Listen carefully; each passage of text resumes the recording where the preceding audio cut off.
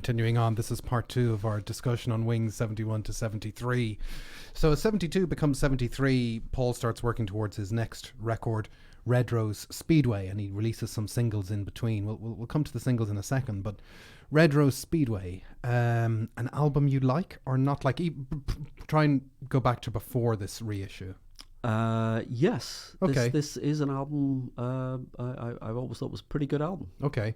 Because I think now we're on opposite sides of the fence, because I loathed Red Rose Speedway. And we're not just saying this for podcast dynamism. And again, it's to do with when you hear something and how you hear something. But Red Rose Speedway was the first of a clutch of McCartney albums that I got as a teenager. Mm-hmm. And I'd just been a big Beatles fan, and I was on holidays, and there was a shop selling 4 McCartney albums in a little fake box set bundle, and they were McCartney 1, Ram, Red Rose Speedway, and McCartney 2, and they were on CD, and I bought them, and I didn't like any of them. And Red Rose Speedway in particular, I just thought was the biggest, awfulest mess. I just couldn't figure out. I guess it's to do with that thing we've talked about earlier, which is that, Paul, if you're coming to McCartney solo expecting it to be Beatles, it's not. It's a different thing. And what were you listening to McCartney wise at the time? I'd just bought Flowers in the Dirt had come out. Okay. And so I was a big Beatles head. Flowers in the Dirt had come out, and I really liked Flowers in the Dirt, and I thought, well, I better get all of Paul's solo albums. And I bought these 4 albums in one spin, and I couldn't get my head around any of them. But particularly Red Rose Speedway. And I thought its cover was stupid, and I just didn't like it. And I thought this makes... And I also think, I don't think solo Paul is great music for teenagers. It's because you got... Like, I remember when I first heard Sea Moon, and those kind of things, they're kind of twee, and they're kind of like, I love those songs now. I think McCartney from that early 70s period veers between the kid stuff on the one side, like Sea Moon, and the sort of adult stuff like My Love. Yes. So he's into his 30s at this stage, or he's just turned 30. The whole of kind of that 60s rock generation, and the fans are the same age, and there's they're not teeny boppers anymore, they're not mop tops, it's not a teenage audience, the audience is growing. So there's a bit of a struggle from people who come out of that era. I think, well, what do grown-ups listen to? How do we tailor our output? Whereas you don't get that from the people that came slightly later in the 60s, people like James Taylor, Carole King. They're writing for their own generation. The 60s guys, McCartney in particular, perhaps slightly struggling. Where should I pitch this? And there is a sort of schizophrenic side to what's going on, I think, in 72, 73. Yeah, and I think, like, certainly from my perspective years ago as a teenager, solo John makes a lot more sense. He's angry and he's on his own, and he's telling you how he feels, and I don't believe in Jesus. How about that? Yeah. And he's really kind of going for it. And Paul's kind of singing about his wife, and his wife is singing with him, and you're going, oh my God, I can't. This means nothing. There's to me. There's nothing to relate to. Yes. Whereas now that I'm older, and you kind of like, okay, songs about wives and kids, I get it. And cool. Okay, let's take that out. So. In the same way that I got Wildlife at a good time in my life, I probably didn't get Red Rose Speedway, or didn't approach it at a good time in my life. But it's also a bit of a mess, the original Red Rose Speedway, isn't it? Yeah, I think it's again, it's the tone. There isn't a kind of consistency, so it veers between cutesy little piano ballads and sort of lush orchestrated tracks to kind of slightly odd proggy instrumental track on there. So again, it sounds like it's been stuck together from different sessions and different orchestrators. And and it had a long lead-in time. So it eventually came out on the 30th of April 73 in the US and the 4th of May 73 in the UK, and it was in gestation for a lot of 72 and early 73, and that's an 18-month gap between Red Rose Speedway and the preceding album Wildlife, which is the longest gap I think he'd had in his career at that point, which is a long thing. So it's possibly overthought, and famously Glyn Johns on the sessions said that they were stoned. Yeah, I think and not very efficient. I think it's interesting that Glyn Johns makes an appearance. He's sort of again famously the guy that was charged with pulling together the Get Back Yeah. session. So yeah, Glyn Johns comes in as the producer. So Paul has decided, going to work with a producer, going to hand this over to a producer. I think he lasted 4 weeks, and he walked off. Yeah. So this is a guy, you'd think people would be falling over themselves to work with Paul McCartney. He lasts 4 weeks, and I think says in an interview somewhere, if you want to come in, get stoned, mess about, jam, play, well, that's fine, but I'm not going to hang around and waste my time recording it. Yeah. So, and I think that seems to be indicative of the way McCartney's working during this period. It's a very kind of, shall we say, laid back vibe. That's very diplomatic. They're kind of turning up in working up arrangements in barns and smoke-filled rooms, and then once they've got this material laid down, it'd be interesting. Again, he's still reworking songs from the Ram era. Yeah. And you kind of wonder why wasn't he using those previously? Yeah. So yeah, he's drawing on a lot of disparate material, I think. And so what I would say now is that Red Rose Speedway is another one of these massive archive editions, and I would now feel that it's possibly the best archive edition, and it has totally reframed my feeling about the album. And one of the things it has done is it has given us a version of the double album. So Red Rose Speedway was supposed to be a double album in theory originally in 72, 73, and it got whittled down to a single album, and now as part of this reissue there's a double album version of Red Rose Speedway. And I think the double album is sensational, and it makes me think of what could have been possible if the double album had come out in early 73 instead of this kind of swittled down single album. With its silly cover, with just Paul on the cover, no room for any other member of Wings. I remember whenever I was a teenager coming across the NME Encyclopedia of Rock, and that was their one-line review was, too bad there was only room for Paul on the cover. But the double album, I like the idea of a double album. I don't like the sequencing of the double album. I don't know whether that is the original sequencing. There seems to have been several versions of there is a couple of sequencings, but Yeah. according for this reissue, this because the labels that they reproduced on the double album are from acetates that were in Denny Sewell's actually produced, possession as a final working version of the double album. I don't know that the double album holds together any better than the single album, in the sense that it's got this kind of mishmash of sounds and things that I think probably quite properly ended up on as B-sides. There's a couple of live tracks into the mix. Again, it's that slightly schizophrenic. I think a resequencing might have helped. Yeah, I mean, it's odd. I mean, it's unusual that an album. A lot of people talk about, say, the White Album. Oh, if that should have been a single album, and then you get into that parlor game of, well, what's on your single version of the White Album and what would you cut out? It's odd that things go the other way around, and an album that I don't like, once it's much longer, gets much better. I think the problem with the single version is they kind of cut all the good songs. All the kind of harder edged songs, the kind of rock songs, the blues stuff, all got excised in favor of the slightly bland or middle of the road adult contemporary. Yes. My Love is the template. That was the big single. Yes. And I think EMI thought, right, we just need to appeal to that audience, and it's back to this sort of adult oriented rock. Yeah. And that was what the record label wanted. Whereas he's working with guys, Henry McCulloch, he's a blues guitarist. He's a rock guitarist. He's ex Joe Cocker, Grease Band. He played at Woodstock. This is a guy with serious sort of rock credentials. Adds the harder edge, and most of that is just taken away. Yeah.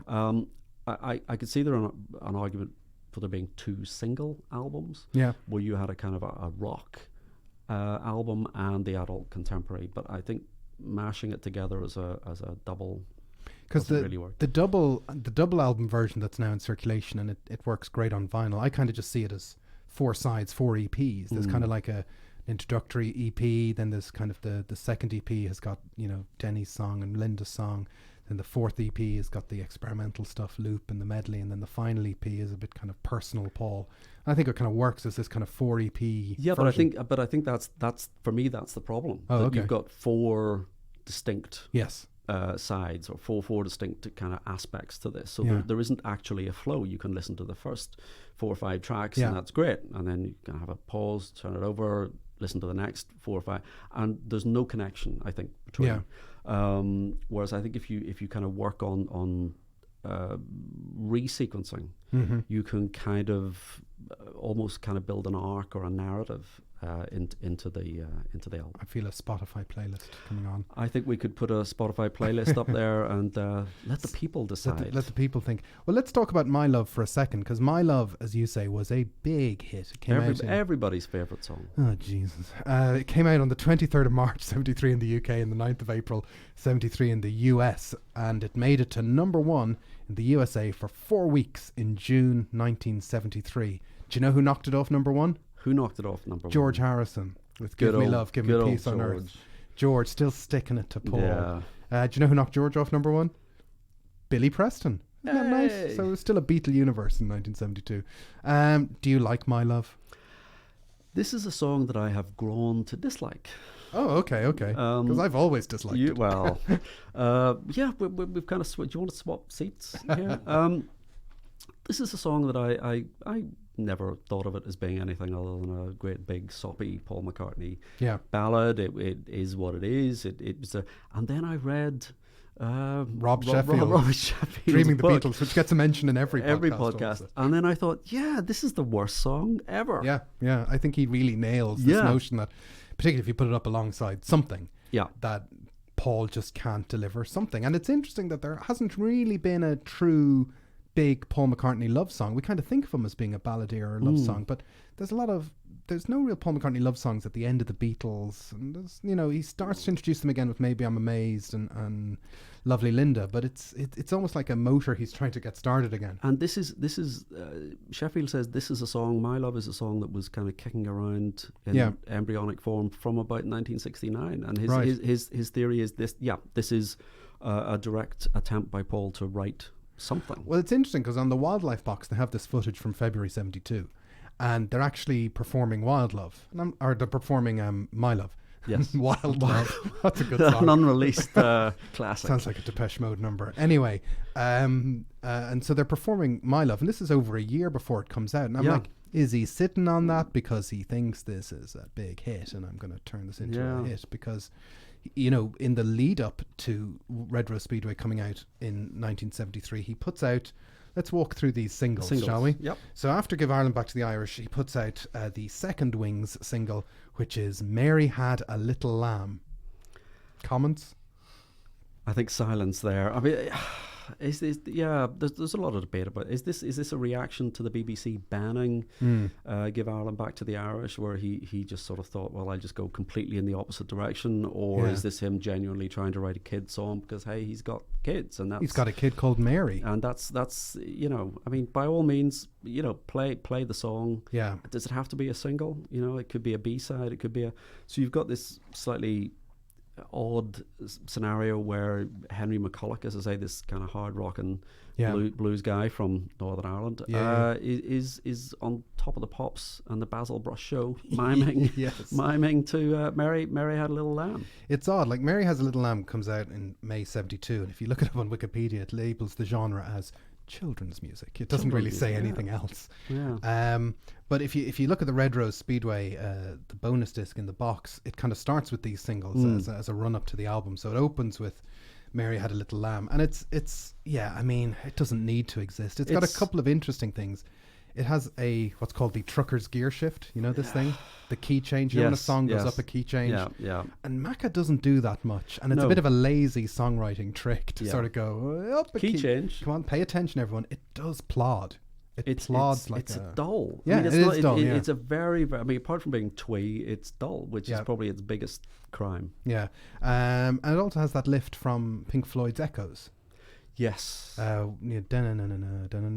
bit, which is there's another Pink Floyd reference later on, I think.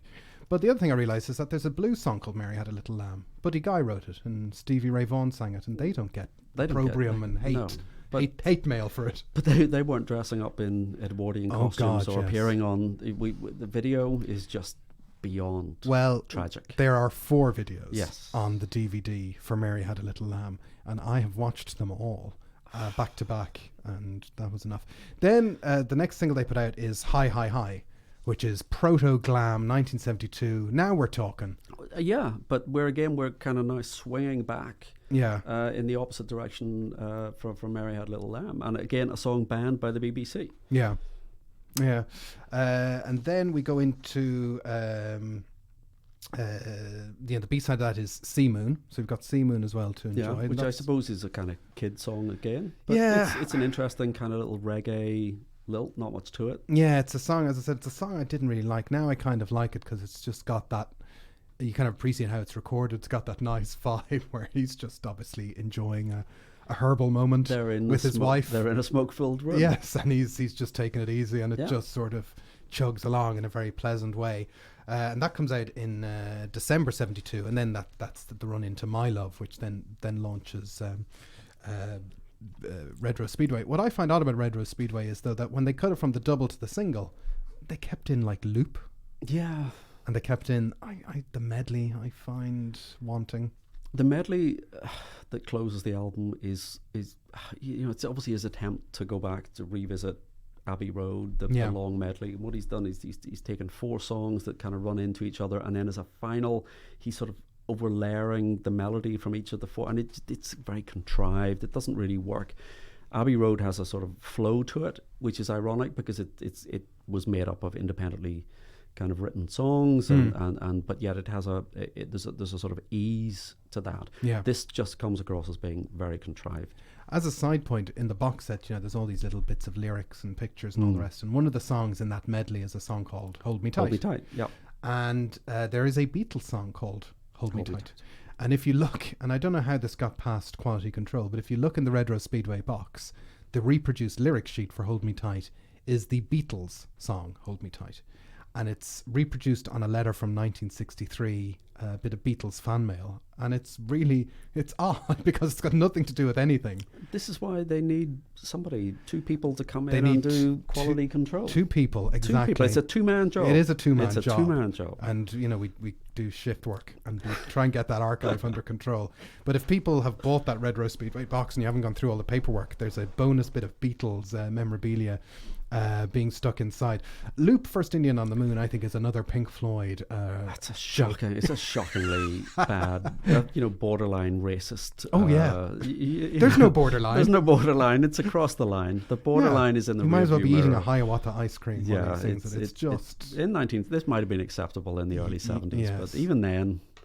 Yeah, it has. There's a couple of odd moments. It just seems like an odd thing to save for the single album. Is given that if you're Paul McCartney, yes, you would think if you told your record company you wanted to put out a double album, your record company would put out a double album. Yeah, you kind of think he'd put his foot down. So the question is, did he choose this? Is this his? If he's prepared to concede the point, okay, look, fine.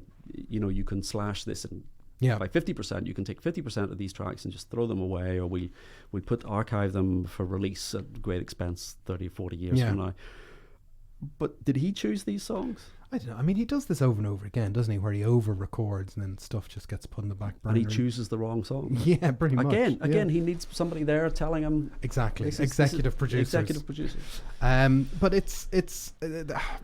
I think in terms of the double album, do you not think, you were talking about how there's different vibes, do you not think the double album gives it a one-man White Album kind of vibe? I think so. I think you're probably making a fair point, but it's the sequencing. Yes. I don't think it's any coincidence that the longest Beatles session ever was 24 hours to sequence the White Album. Yeah. And I think it's that care and attention that makes the White Album what it is. I think if this album was resequenced, it would probably be better. I mean, Night Out, it's effectively an instrumental. Yes. Where they yell Night Out. Yeah.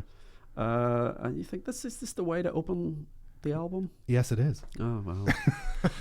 I have to admit, Night Out is a song that wasn't on my radar until those chaps from the Take It Away podcast were doing Red Rose Speedway a while back, and they played Night Out, and I was like, where is this? And I dug it out, and a fella on the internet sent it to me on CD, and I think to hear it in full crystalline glory, I think Night Out is particularly if you think of it's 72, it's peak glam rock. It stomps onto the record at the start. You're like, it wakes you up. It's much better than Big Barn Bed as an opener. I don't disagree with anything you say about the track. It's a great track. It sounds amazing. Yes, but it shouldn't be the opening track. What should be the opening track? Well, I like Big Barn Bed. Yeah, I suppose so. You know, and again, it's all about the sequencing. I think there's a sort of a narrative arc that you could construct. Yes. And I will go on. I will go on to Spotify and I will create the list. Your people demand that you do this. It's the. Thank you for asking. It's the. It seems to me that there is a kind of an arc of a relationship. Story to be told across those albums. So I will put together that playlist. Okay. And we can. You're not convinced? No, I am convinced. We're kind of going all over the place. There's one other thing I've made a note about is the odd voice he uses on Little Lamb Dragonfly. Yeah. You know that thing? That's that thing that comes out of the blue. Are we gonna keep that in? Is I think we should. We can cut to maybe a tiny snippet of Paul McCartney. Just again, another two songs stuck together. Yeah. And again, this is what I'd say is it's kind of characteristic of Paul in the early 70s. Mm-hmm. This kind of little snippets of songs that's herbally refreshed, sticking things together. Admiral Halsey, Uncle Albert, Admiral Halsey. Even Big Barn Bed has a little bit of that. Mm-hmm. That's not a song that I. It's not a song that I. But I didn't appreciate until this box came out that George Martin had a hand in it at all. I didn't realise that. Yeah, but again, I think George Martin is on Ram. He's doing some string arrangements on Ram, and I think again some of these songs date from those Ram sessions. times. Yeah, certainly get on the right thing. My favorite song. Yeah, Single Pigeon. Well, Single Pigeon is extraordinarily Beatley, isn't it? Yes. It could have been on the White Album. It sounds like it dropped off the White Album. Yeah, it's I mean, it sticks out in a good way. Yeah. And it's very short and sweet, and the brass band, it's got the DNA of all that kind of White Album. And I always wonder, was that a sort of conscious, there's a kind of Martha My Dear vibe to that. But that I think is the lost gem. Yeah, that is a gem. And if you go onto the bonus disc, it has all those singles that we mentioned, and then the single that came out after Red Rose Speedway, which is Live and Let Die. Everyone loves Live and Let Die, right? That's a great song. Yeah, there's nothing. But I think what you forget, because there's Live and Let Die, and there's a demo rough take of Live and Let Die. Yeah. When you listen to the rough take, which is fantastic, and it's hard to believe he's singing live all the time on every take. I mean, wrecking his voice for the 21st century, but still going for it, But you listen to that demo version, you think Live and Let Die, what an odd song. It's like, I've got a song, it's got a chorus, it's got a verse, and then it's going to go reggae, and then it's going to explode, then it's going to go back to the reggae. You're like, you're out of your mind. I think Linda wrote he said Linda wrote the little reggae Apparently section. So, yeah. So she has a kind of fascination for reggae and Well, Seaside Woman I think is like Tom Tom Club in 1972. That's kind of what it reminds me of when it pops up on the long album. That is a great song. Yeah, I remember buying that as a single. Yeah, on yellow vinyl. That's my retirement fund. But the video has become retrospectively horrendously racist. Yes, we can't enjoy the video. No, we're not allowed and we're going to move swiftly on. The other things that you have on the bonus disc is 1882, which is a song I love.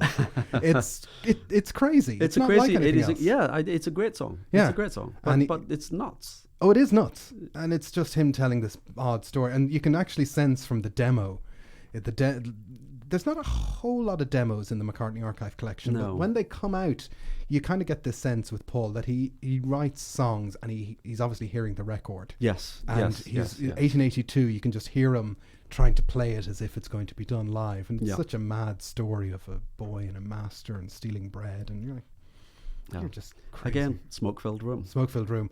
And then, the Little Lamb Dragonfly, there's an alternate take on that, but which still has a bit of strange, wordless vocals on it. I think I'd have liked an instrumental version of Little Lamb Dragonfly. It's very pretty. It's a very pretty song. Yeah, that's where the fun is. And it's about an actual lamb. Yes. So dying on his farm. Yeah. Yeah. It's very sad. He keeps it real, doesn't he? So then you move on to the DVD. So the DVD has, apart from 4 videos for Mary Has a Little Lamb and videos for Hi Hi Hi and Sea Moon and all the rest, it has probably the highlight of everything, James Paul McCartney, the TV special. Yes. For a guy who is trying to sell himself as being hiding in a band called Wings, it seems odd that the first big statement he would make on television is a special called James Paul McCartney. Similar to having only him on the front of the yes. album. The story of James Paul McCartney is, of course, this was a settlement deal with ATV Music, who were claiming publishing. Yeah. So what McCartney was doing at this stage was having Linda co-write all the songs, so that at least 50% of the songwriting publishing was going to the McCartney household to pay the bills. Yes. Rather than perpetuate this, there was an agreement: if he would do this TV special for ATV, all would be well, and everybody would make up, kiss and be friendly. And it's a terrible show. I don't know how it was perceived by the people sitting at home. There are one or two. It was perceived as a terrible show. Yeah, one or two interesting little bits. Yeah. The big barn bed, which opens. Yeah. Where they're all performing in front of bank of televisions. Yeah, it looks as though it's going to be a live shot, and then they're performing in front of televisions. That's a kind of pretty far ahead of its time concept. There's some cutesy little acoustic numbers where Linda's kind of taking pictures, and again just Paul. There, but some of it is just beyond embarrassing. Some of it is beyond embarrassing, and I guess these things were made not to be still actively watched many years later, because it was designed to be shown once and then disappear. And I'd seen it on YouTube, but that was the first time I sat down and watched the whole thing from start to finish. And it does feel, that bit in the Let It Be movie where Paul is trying to describe how the cameras should move in, and he's sort of sweeping across. You get that sense that he's doing the same thing for this thing, and there's going to be a bank of televisions, and the people will be the audience. Oh Jesus! So and it kind of sometimes works, but there's the bit that he's famously chided for is the "Gotta Sing, Gotta Dance" medley bit, but it does have its moments. It has. I like the performance of "Live and Let Die," where the piano explodes. That's good. That's good. That's good. And that's it. Well, you've got the pub where he kind of in the pub in Liverpool. The pub bit is very chappy. Yes, and that's kind of selling this notion of himself as this man of the people, and he loves his family. And they look so uncomfortable. I know, and he looks. I mean, it's this kind of Paul denial that he uses again and again, where he's kind of sitting in the pub with everyone else, and everyone's like, "It's Paul McCartney. It's Paul McCartney. Can't not be. You can't Paul be McCartney. You can't be normal in the presence of Paul McCartney." But it is kind of. It's still a sweet thing that it exists. And the vox pop where they get people, they stop people in the street, and they get some gent in a bowler hat to sing songs. And but it is interesting, as it is the first time that he starts doing Beatles songs. There are Beatles songs in this now. Yes, I don't know if that's a cop to the Lou Grade ATV Music agreement that he had. I always assumed it was part of the deal, part of the settlement. But the show ends with him singing "Yesterday," doesn't it? Mm-hmm. Which is a bit odd for, again, a guy trying to set himself up as a new band, separate entity, all the rest. And it had to be a bit tough for some of the people involved to, Henry McCullough putting on the old Mary Had a Little Lamb costume and standing by the river. Yeah, it's. But this is where the whole notion of it being a band starts to break down. Yes, we've had the tour, we've had the, it's Wings. It's not Paul McCartney and Wings, except now it is Paul McCartney and Wings, and Red Rose Speedway is billed as Paul McCartney and Wings.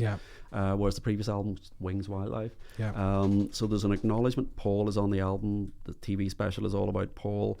So if the guys in the band ever had any pretension that this was a band, this is where it starts to kind of disintegrate. Yeah. But certainly in terms of this box set, it's a nice thing to have. It's a very decent document of the times, and it's this is in terms of the cover, the packaging, the content. I think this is up there with the best of the archive release. Yeah, I think it certainly helps. If the job is to make somebody like an album who didn't like it before, or rate an album who didn't rate it before, there's a lot going on in this box set inside. And again, for both boxes, we've talked about this, about other times before, there's 2 great books there to read. Yep. I think oftentimes in box sets, there's almost a ratio where the amount of reading needs to at least last longer than it takes to listen to the records. And there's a good chunk of reading in all these boxes. But there's something we haven't mentioned yet, Stephen. There's one extra thing. It's almost like one of these deals. Are we not out of time? We're not out of time. Hold your call off that cab. This is like one of those, but we're not done yet. Like, I'm going to sell you an extra 3 knives on top of the 5 knives you've already bought.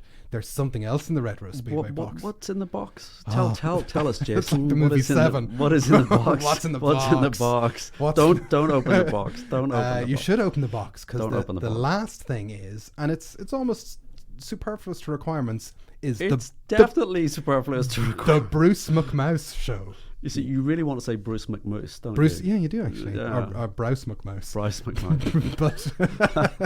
But the Bruce McMouse Show. And this is something, unlike the James Paul McCartney special, that was suppressed at the time, probably because it made children cry. Yeah. I think it made the band cry. Yes, but has been now lovingly restored. And so most of these McCartney sets, they've got 3 CDs and a DVD, and Red Rose Speedway has that, but it also has a bonus CD and Blu-ray of the Bruce McMouse Show, which is a great thing. I watched it. Yes. I did watch it. It was very interesting. Yes. For about 5 or 10 minutes. Okay. It's frustrating because when it's good, it's really good. Yeah, but it's just... I started to watch it, and it's what we got really. The conceit here is it's Wings in a theatre playing a live show, and there are mice, cartoon mice, living under the stage. Living under the stage, and in some way being kind of disturbed by this concert that's playing. Or it would disturb you. It would disturb you. If you were a cartoon mouse. Yeah, I mean, and it's a mixture of live action and no. I have to say, for the time, it was probably technically, very difficult. It was probably very impressive. Yes, but there's no story, and the continuity is appalling. It's terrible. Then there's not even a pretense. So in the middle of a song, Paul McCartney's hair gets longer, it gets shorter, his shirt changes from blue to black. Yeah. It's shockingly bad. Well, correct me if I'm wrong, and I'm probably being very vague, but there was a vogue kind of in the 70s of concert films being made of bands that would be shown as features. Yes, pre-theatre features in cinemas. Yeah. I remember once, for some bizarre reason, seeing a Status Quo one of some gig. I remember seeing Elton John in Russia, which in my head was a trailer for Live and Let Die. Yeah. But these were a thing, and maybe they were angling for that market. And it would be nice to have had a proper concert movie of a 1972 Wings concert. The footage must exist. Yes, because clearly what they're performing, they're performing on a soundstage, or maybe they're miming on a soundstage at one point. But then there is live concert footage. So presumably they recorded, judging by the hair changing mid-song, they must have recorded 2 or 3 complete gigs at one point. And what's interesting is prior to the Red Rose Speedway box coming out, as I said, people kind of complained about the Flowers in the Dirt box. Give us all this stuff. There's stuff missing. What's going on? And Bruce McMouse is something that people didn't really know. People weren't certain it existed last year. No, it was a rumor. It had been mentioned. I think McCartney mentions it once or twice. I think I've certainly heard Denny Lane being interviewed and saying, I remember having to stand and pretend there was a mouse standing in my hand and deliver lines to this imaginary. But I certainly didn't know that it was a complete I didn't film. either. And that's why it's on Blu-ray, is that they obviously have the original film. They were able to put the sound in 5.1, so there's not a lot of, there's no 5.1 in these box sets. It's the first appearance of 5.1 surround sound, and they're able to do it in a high res kind of feature. So it looks fantastic, it sounds fantastic, and then it starts. And but it's really hard. Like if it's hard to square the circle, and I'm McCartney defender number one of him wanting to be in this amazing hard rock band. And yet you're like, okay, you're in this hard rock spontaneous band. What are you going to do now? And then you watch the opening scene of Bruce McMouse, and he's like, hello, I'm going to tell you a story. There was this mouse under the stage one day. And you're like, oh my God. It's this totally schizophrenic approach. And I say this is where I think the other three Beatles have kind of settled into the notion that they are Beatles, ex-Beatles. Yeah. They're living the kind of superstar life. They're recording albums that you know, Living in the Material World is a contemporary album by George Harrison. McCartney is still, he wants to be in a band, but he wants to be on the front cover of the album. It's his way or no way. He wants to be in a hard rock band. He wants to write protest songs about Ireland. He wants to write Hi, Hi, Hi, but he also does Mary Had a Little Lamb and Seaman, and he has My Love, which is the kind of adult contemporary. He's going back to Single Pigeon, which is a kind of throwback to the White Album. He's just not settling it. He wants to be all of these things, but he ends up being none of these things. Yeah. And I think that's the kind of credibility gap sort of is possibly, this is where it stems from, that he's always struggled with. But the one person who was able to nail that down was Lennon. Because didn't he say in an interview, I get Wings, it's like the Plastic Ono Band, it's Paul and whatever Paul says it is. It's a conceptual piece of work. Yeah. And that's what it is. Yeah. And Lennon copped onto that really early. But McCartney never did. No. He always sort of seemed to think, it's a band and we're all kind of buddies and we're all kind of on the tour bus and it's great. Even at the end, Holly and Juba are being brought into interviews for Wings Mark III to try and figure out the direction of things. Yeah, it's quite weird. So, but I think that's the whole thing about, I have a lot of time for a lot of what McCartney did in his solo career. I mean, I'm not, I'm kind of joking around. I don't like some of the early stuff, but I think he struggles because he wants to be all things to all men. Yeah. So he wants to be the family entertainer. He wants to be the hard rocker. He wants to do the reggae. He wants to do the lush ballads. He wants to write the film music. He wants to be on a rap record with Kanye West. He wants, that's, you can't do that. Yeah. And I think this is the start of that kind of credibility gap.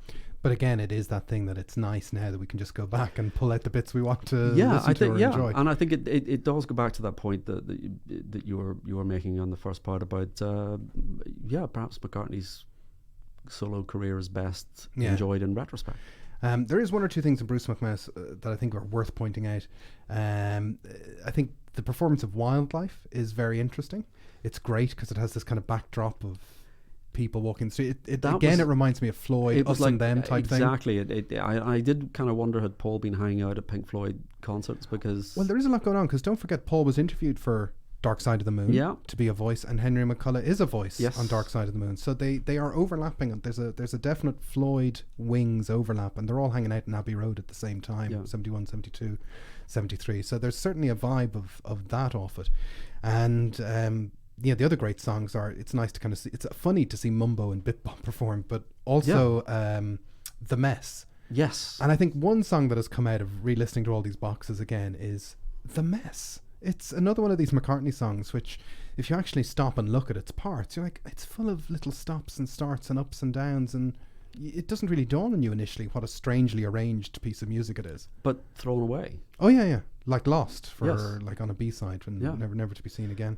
The concert for that, I would really like a Wings Over Europe. Yeah. Like a Wings Over America or a rock show. Yeah. A DVD or a Blu-ray of that performance. That, I think, was a missed opportunity. The footage must exist. I would guess it would be pretty easy to kind of polish that up for Blu-ray. The backdrop, the wildlife backdrop and the images, that took me really by surprise. Yeah, I was surprised at how high tech it was. Yes, I wasn't expecting 1970. I was still thinking this is this is going to be a carryover from the university 11 nights we just kind of rock up doing a show, but it's for its time it's quite a high tech concert experience. And I suppose for those moments it is worthwhile, like compared to a year ago before these box sets came out, how little of this stuff we had to see in real life to actually get to see it now, Yeah, even and if this there is a cartoon mouse popping up now and exactly. then. And I mean, complaining about things. I think I'm prepared to take the cartoon mouse for the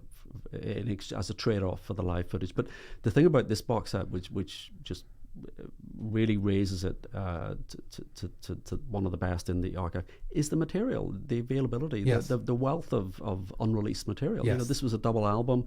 Some of these things have turned up on B-sides, but there's a huge wealth of unreleased material, Yeah. or at least unfamiliar material. Yeah, and it's there's a lot to kind of roll up your sleeves and get involved in and have a think about. And I think, you know, I'd probably say if you're only going to buy one of the box sets, I think Red Rose Speedway has now become the one in front to try and for all the bits of it that we've disparaged and made fun of. It's a total adventure of, this is what happened for this year. He did these gigs, he did this TV show, he made all these songs. They're all over the place, but the other thing is the work rate for that year is phenomenal. Yeah. You know, what's there in that 12 months, 13, 14 month period. Yeah, it's very impressive. Okay, well, once again, we hope we have managed to drive some people back to Red Rose Speedway, and we'll put links up to Stephen's proposed versions of Red Rose Speedway. That was an unnecessary what chuckle in the middle of that. Because we're contactable on @BeatlesPod on Twitter and various other guises. But for now, I'm Jason Carty. I'm Stephen Cockcroft. And this has been Nothing Is Real. We'll see you on the next time.